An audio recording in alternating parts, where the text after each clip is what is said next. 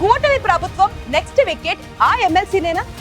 Driver ని చంపి door delivery చేశారనే అభియోగాలపై ప్రభుత్వ విచారణలో దూకుడు పెరగబోతుందా? రెడ్ బుక్ లిస్ట్ లో తర్వాతి పేజీ ఆ ఎమ్మెల్సీదేనా? కేసును తిరగదోడితే బాధిత సామాజిక వర్గంలో కూడా మైలేజ్ వస్తుందని ప్రభుత్వం భావిస్తోందా? సుబ్రహ్మణ్యం కేసు ఇన్వెస్టిగేషన్ లో ఏం జరగబోతోంది?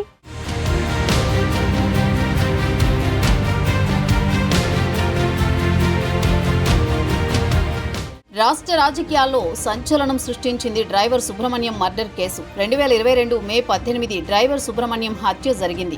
మృతదేహాన్ని వైసీపీ ఎమ్మెల్సీ అనంతబాబు అతని కుటుంబ సభ్యులకు అప్పగించడం అప్పట్లో పెద్ద సెన్సేషన్. మర్డర్ చేసి డోర్ డెలివరీ అంటూ అప్పట్లో విపక్షంలో ఉన్న టీడీపీ దీనిపై పెద్ద పోరాటమే చేసింది. అనంతబాబుని పోలీసులు అరెస్ట్ చేసి కేసు నమోదు చేశారు. రాజమండ్రి సెంట్రల్ జైల్లో 6 నెలలు ఉన్నారు ఎమ్మెల్సీ అనంతబాబు. తర్వాత బెయిల్పై బయటకొచ్చారు. ప్రతిపక్షంలో ఉన్నప్పుడు డ్రైవర్ సుబ్రహ్మణ్యం హత్య కేసుపై టీడీపీ తీవ్ర ఆరోపణలు చేసింది. తాము అధికారంలోకి వచ్చిన తర్వాత డ్రైవర్ సుబ్రహ్మణ్యం కుటుంబానికి న్యాయం చేస్తామని టీడీపీ నేతలు హామీ ఇచ్చారు. అభియోగాలు రావడంతో ఎమ్మెల్సీని పార్టీ నుంచి సస్పెండ్ చేసింది వైసీపీ. కానీ బెయిల్పై బయటకొచ్చాక యథావిధిగా పార్టీ కార్యక్రమాల్లో పాల్గొంటూ వచ్చారు అనంతబాబు.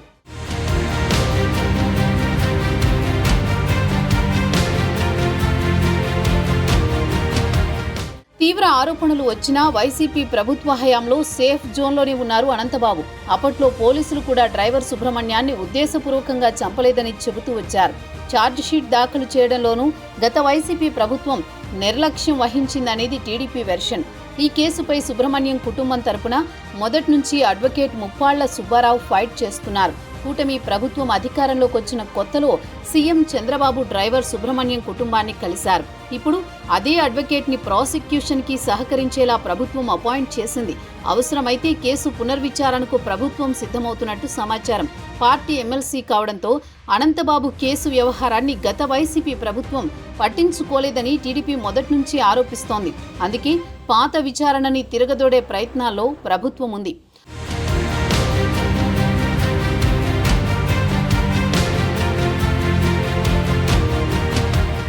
అనంతబాబు డ్రైవర్ సుబ్రహ్మణ్యం హత్య కేసుని అప్పట్లో పోలీసులు సైడ్ ట్రాక్ పట్టించే ప్రయత్నం చేశారని కూటమి ప్రభుత్వం అనుమానిస్తోంది.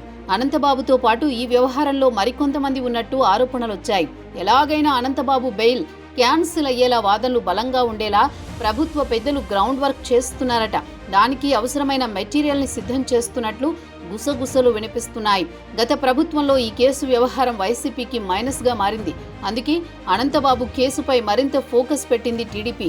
ఎలాగైనా పూర్తి స్థాయిలో విచారణ జరిపి చట్ట ప్రకారం చర్యలు తీసుకోవాలనే ఆలోచనతో ప్రభుత్వం ఉంది.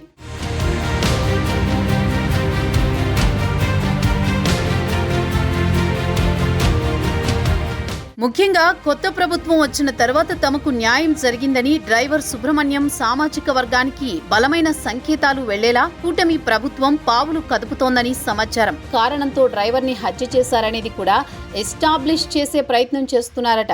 దానికి అనుగుణంగా ఈ కేసును తొలి నుంచి ఫాలో అవుతున్న అడ్వకేట్ ని ప్రాసిక్యూషన్ లో ఇన్వాల్వ్ చేశారు. బాధితుల డిమాండ్ అంటూ పునర్విచారానికి ప్రభుత్వం సిద్ధమవుతున్నట్టు టాక్ నడుస్తోంది. పిన్ టు పిన్ కేసులో ఒక క్లారిటీ తీసుకొచ్చే ప్రయత్నం చేస్తున్నారు. మొత్తానికి సుబ్రహ్మణ్యం హత్య కేసుపై కొత్త ట్విస్ట్ ఇస్తోంది కూటమి ప్రభుత్వం.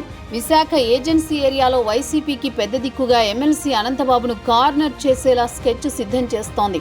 మరి బెయిల్పై బయటకొచ్చిన అనంతబాబు ఈ పరిణామాలతో మళ్లీ జైలుకు వెళతారో బయట పడతారో ఇప్పుడే చెప్పలేం. Wait and see.